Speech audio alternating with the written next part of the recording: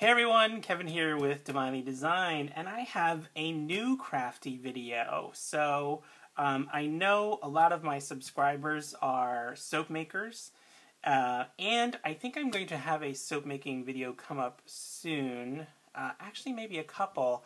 I'm running low on my shaving soap, so I think I'm going to do a shaving soap video soon. But I know a lot of you also do paper crafts, and that's another chunk of my subscribers. But today I'm going to do a video on polymer clay, and I saw some videos on it, and I've been working on a couple of projects with it, and I love it, and it's so much fun. And so this will be my first polymer clay video, and I'm going to make a faux stone. These are some of the stones I've kind of been working on. This one obviously is sort of in that sort of turquoise kind of family. But then, you know, these other ones are more along the lines of just sort of fantasy stones. They don't really match anything in nature. But I thought I would do that, and I thought I would make a bracelet. I have made a couple of bracelets. This was the first bracelet I made, which I like the look of. Like I love that it sort of looks really like turquoise. And this is polymer clay that I braided and colored with some silver leaf. But this is really fairly loose, so I can wear it. But after it's on my wrist and kind of warms up a little bit, it gets kind of loose on there and actually can fall off. And the second bracelet I made was one using molds, and I actually love the look of this. You did a pattern on the bracelet itself, used some molds to mold some clay, and then used some Prima wax to give it this kind of rose gold and copper look to it, and I love this look of it. Now, this one I had sort of the bracelet which I then attached to this second layer at a second firing, like when I put in and the layers are okay, but it definitely looks messy. And this one also was very loose, so I ended up putting this magnetic clasp on it, which helps a lot. I could definitely keep this one on, but as you can see, it made it kind of brittle and it broke. This is the second time it broke. I had a break over here that I fixed with super glue. So, but anyway, I really like the look of that. Then I did a more simple one, again with kind of that wax on it. This is from a Prima architectural mold, and this one works great. Actually, it fits perfectly, and it stays on. It does get a little bit looser after I wear it for a little bit, but I like the look of it. I think it's sort of a very masculine looking bracelet. And then I tried one on the Mikune Game technique, which I really love the look of this, and it's a nice chunky bracelet. This is the metal form that I used to make it, and I love this bracelet. It looks really great, I think, and it's nice and chunky, and it feels great on my wrist. It does get a little bit loose also, so that's kind of the biggest problem I've had, is these bracelets being looser. So I thought for this one I'm going to actually sandwich in this metal bracelet blank between my clay layers to hopefully make a stronger bracelet that will stay on my wrist a little bit more. For this faux stone, I'm kind of going to do it in a green color scheme. And I have watched a bunch of faux stone videos, and the thing that happens a lot of times is you end up having to sand forever and ever. And boy, sanding polymer clay is not my favorite thing.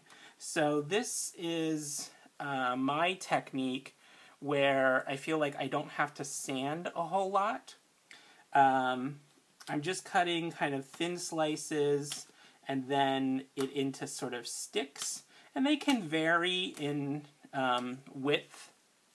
The colors I'm using are wasabi. This one is bright green pearl, and this one is jade. These two are primo, and this one is Sculpey Souffle. I also have some 18 karat gold I'm going to be using, which is also from Primo. Okay, so once I have these, then I'm basically just going to sort of chop them into little shapes, and I just cut them randomly. Some can be bigger, some can be smaller. I just sort of move this around to get different sized chunks, and I'm going to do that for these other colors as well. Now I'm cutting more than I need, just because I may change how much of one particular color I'm using. You can kind of control the overall color of your faux gem by raising or lowering the amount of a particular color. If you want it to look more, bright green, then I would use more of the wasabi. If I want it to be more of the jade color, then I would use more of that color.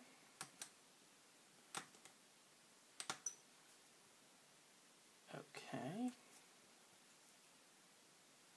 And this, again, doesn't have to be really precise. You don't have to keep them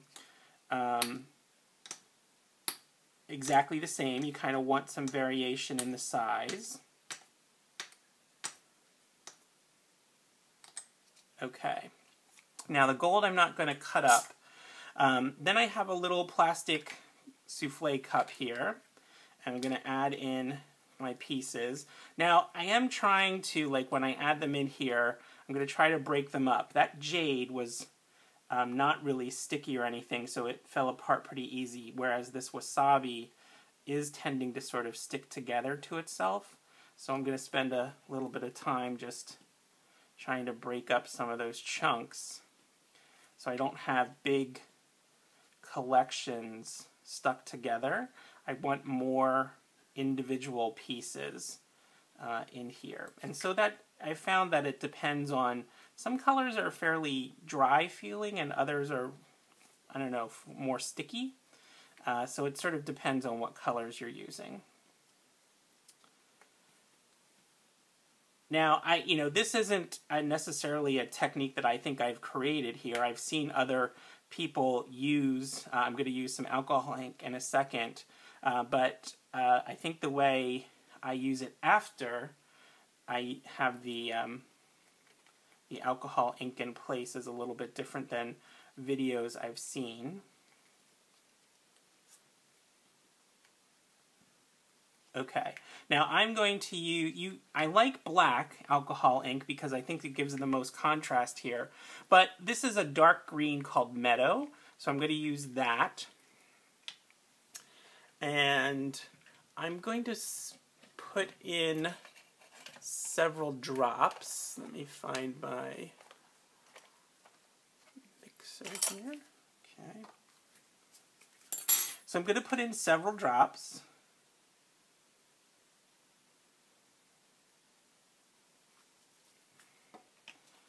That was probably, 6 or 7 drops. And then I'm going to use this little metal spatula and I'm going to stir it up. Now, because this is kind of full, I'm going to hold my hand over it so it doesn't spill out and I can sort of more vigorously stir. But basically I want to coat all of the little pieces with that green. And I know, I can tell right away that this isn't going to be dark enough. So I'm going to get some black. Okay, that color is just not going to be dark enough. And I really like a dark color here if you want to see sort of a separation between the little pieces of the stone that you're making. Okay, so stir that up. And I'm just looking to sort of coat all the little individual pieces with the black.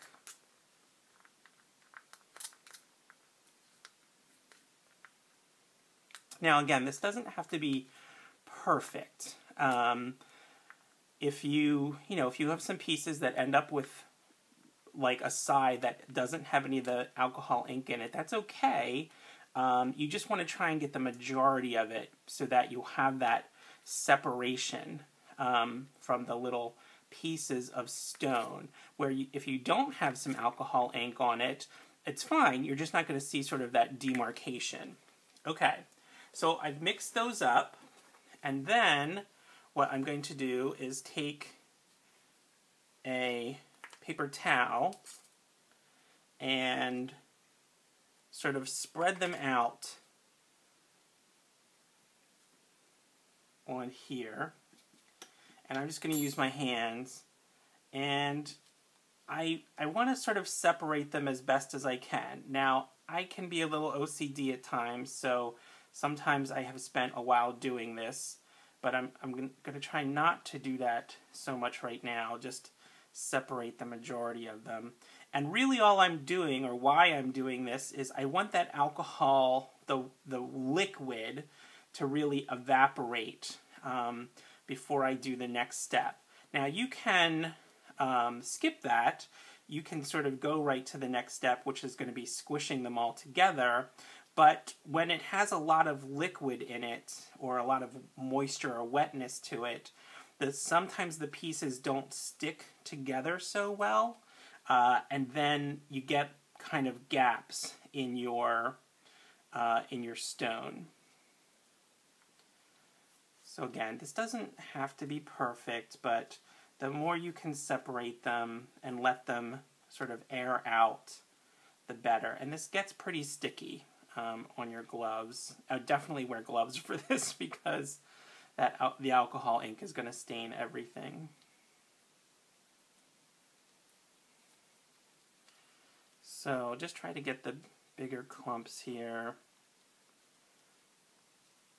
And through this process also, if you see, you know, that you have like a lot of one color all sort of stuck together, although sometimes it's a little hard to see through the alcohol ink, you want to take time to try and mix them up.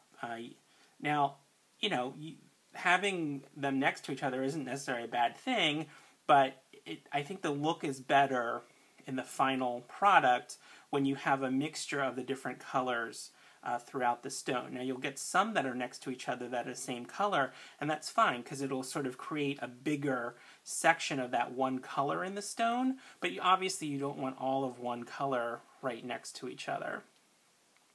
Okay.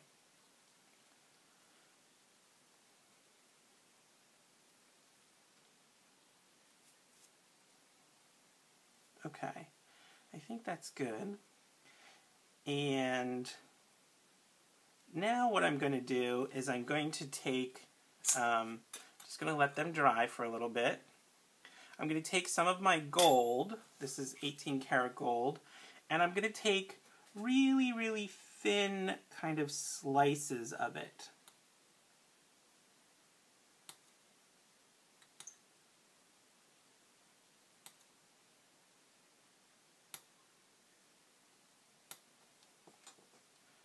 And they don't have to be this big. I'm going to cut some of these in half here. And you're just going to throw those little slices kind of randomly in there.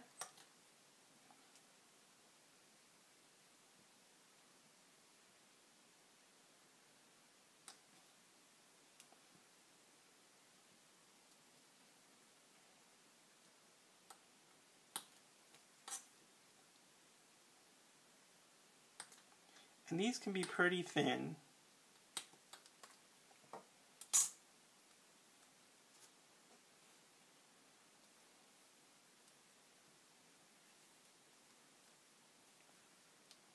Okay. All right, I'm going to let these dry for a minute, and then I'll be right back.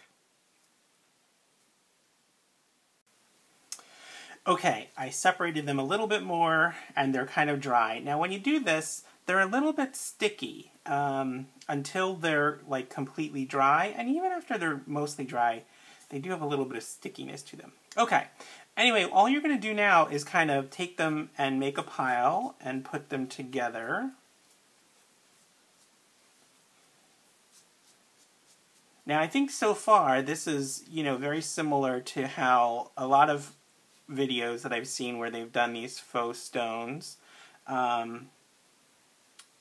But I'm going to do something just a little bit different here.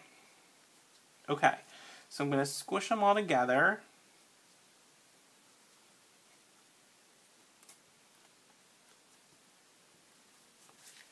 Okay, and I'm just going to make one lump of clay here.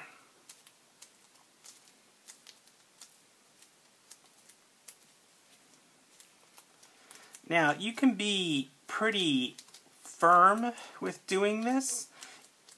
You're not looking to sort of mix the clay up, but you definitely want to pack all of those little individual pieces together and make sure there aren't any gaps. That will give you air spaces. Okay, that feels about right. Now I'm going to make, I think, just a sort of a cabochon. So I'm going to get it maybe to about the size or the shape that I want it, the size and shape here. And I think I'm going to do a round one.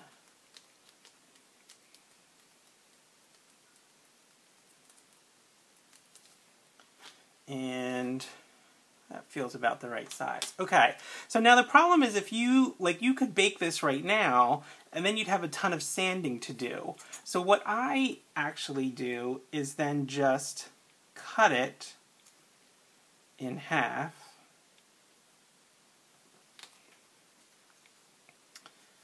And then you have your little faux stone. And you really don't need to do any sanding at all. Now, you'll have this edge that has, where the alcohol ink is. You can shape it by sort of pressing that alcohol edge kind of to the back. And this one side here is sort of chunkier than the other. So I'm going to form it a little bit more. Oh, and I should take my gloves off because they have the ink on them, so. Now, you can see there's a couple of little gaps in here where my stones didn't come together so well. And I can sort of manipulate that now and make sure they're okay. I want to try and form it to the shape and size that I want. And that's about okay, I think. I'm going to take a little bit of alcohol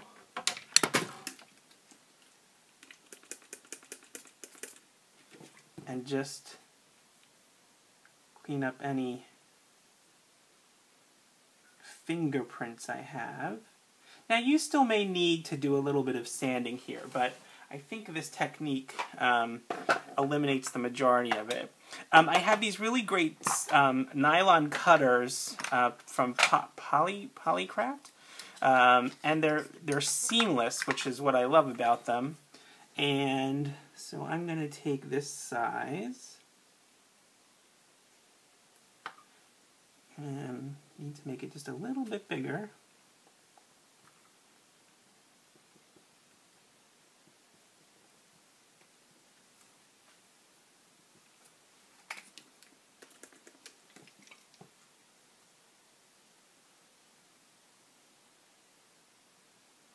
Okay, I'm going to let that dry for 1 second. I'll be right back. Okay, sorry, I had to take a little break there. Okay, so I spritzed it with alcohol and cleaned it up. I'm really happy with the overall look here. That black alcohol ink gives that really great sort of separation of the little pieces of green here. I like my mix of colors. There's a little splash of gold in there that looks really nice. I had a little bit of bleeding of this alcohol ink here. Now, that's something that I might be able to take off with sanding, but it's certainly not going to require a ton like I needed to sand the whole piece. Alright, so I'm going to take my cutter and then just get where I want it. And the thing I like about these cutters is there's no seam, so they give you a nice, clean cut. And that looks great.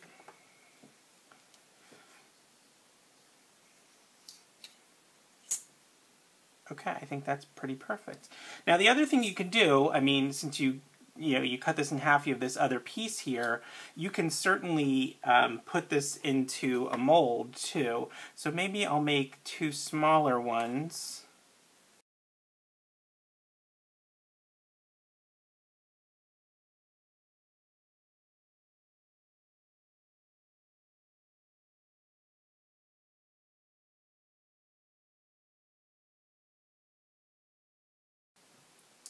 Ooh, that has a nice vein of gold that's running through it. That's really cool looking. So, okay. So, I'm going to put all of those aside.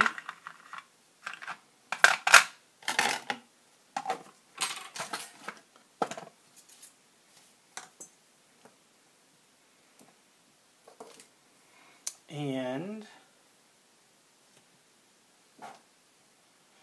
all right, for the bracelet itself, I had some scrap clay kind of in the blues and greens that I took and just made this kind of color.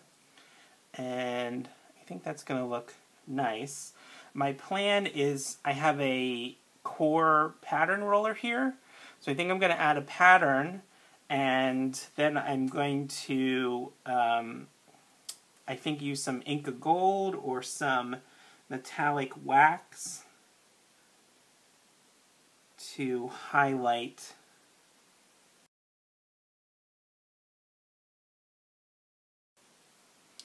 Alright, and so I want to sandwich the this metal piece between the bands. So I have a piece of black. These both were on my thickest setting on my pasta roller. Now, obviously this one's thinned out a little bit now that I've used the roller on it, but I sort of pre-cut them so they're just a little bit wider than the band itself.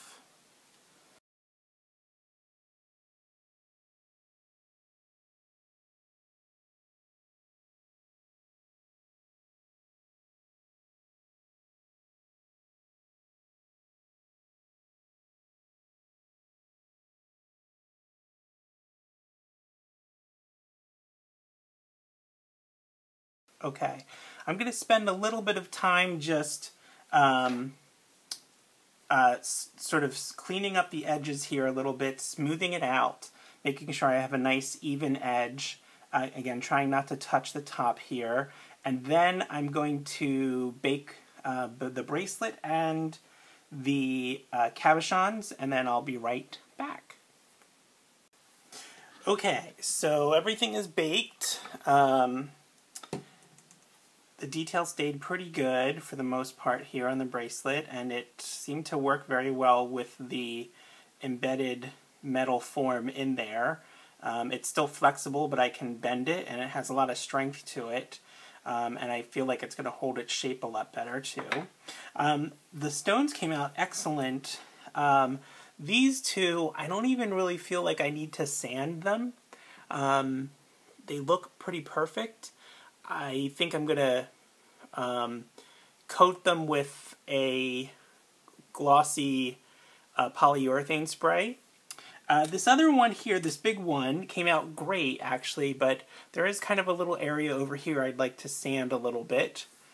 So I have the Polyfast machine, and I'm starting with a 600 grit sandpaper, and I'll probably speed this up, but I'm going to sand this just a little bit here, okay?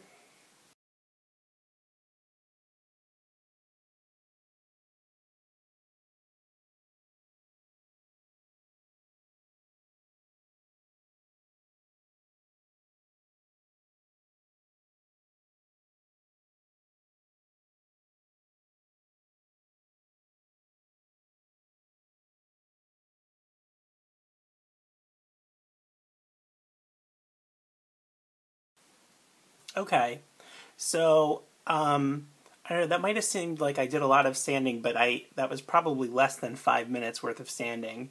And let's see if I can get a little better picture there. So I don't even know that it needed a ton. You know, I got this little sort of blur of this little alcohol ink right over here. But I don't know, I think it looks kind of cool. I love the little gold that came through here. And again, so I think I'm just going to spray this with a nice high gloss polyurethane spray eventually when it's all done. But before I do that, so I'm going to put this on here, I think like this, and I think I may use the little green stones on either side. Now I'm going to attach them with some super glue, I think. But before I do that, I want to add a little bit of Inca Gold. And this is, I don't even know what kind this is. It's just called gold, I think.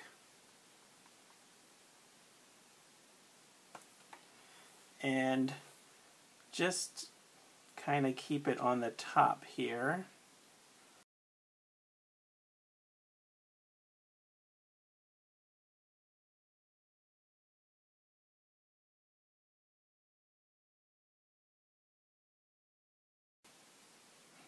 And then for the cabochons themselves, I also want to add, I think, a little bit of sort of gold accent. So I have some gold clay that I put into an extruder and extruded two little lines of clay. And I think I'm just going to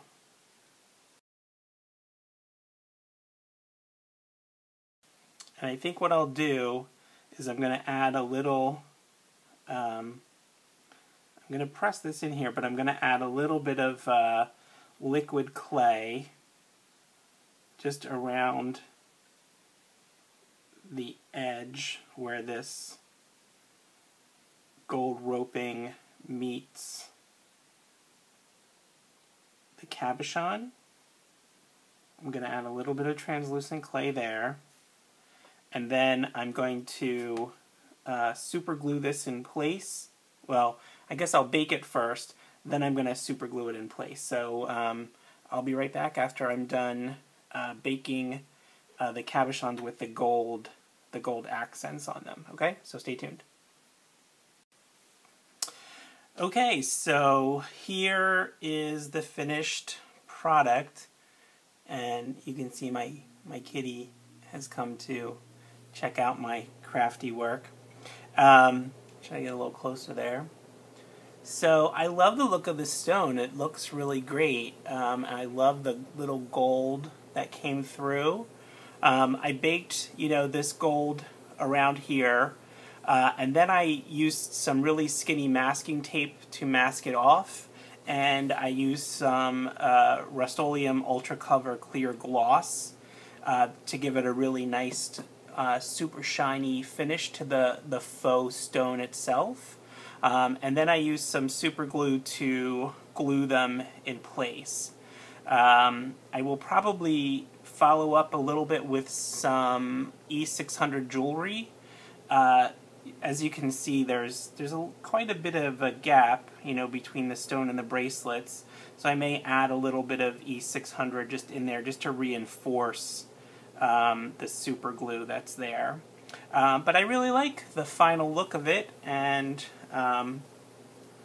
it fits really snugly, and it feels really like it's going to stay on and it's not going to get loose at all. So I really like having that that metal bracelet sort of as the core of it. It feels much more sturdy than the bracelets I made that just had just the polymer clay. So I think that's going to be it. Oh wait, I have one other. So this is another polymer clay project I was just working on. So it's a little trinket box, and I cut out some little mermaid scales, and then made a little blue-ringed octopus to go on my trinket box. So let's see if you can get, let me see if I can get a little closer picture. But anyway, so that's another little project I was working on. I think it was pretty cool. I think I'm going to put some, I have some Swarovski crystals I was looking for a little storage container for, so I think that's going to be it. So, okay, that's it. That's my first polymer clay video. Hope you enjoyed it, and check back here for more crafty stuff. Bye, y'all.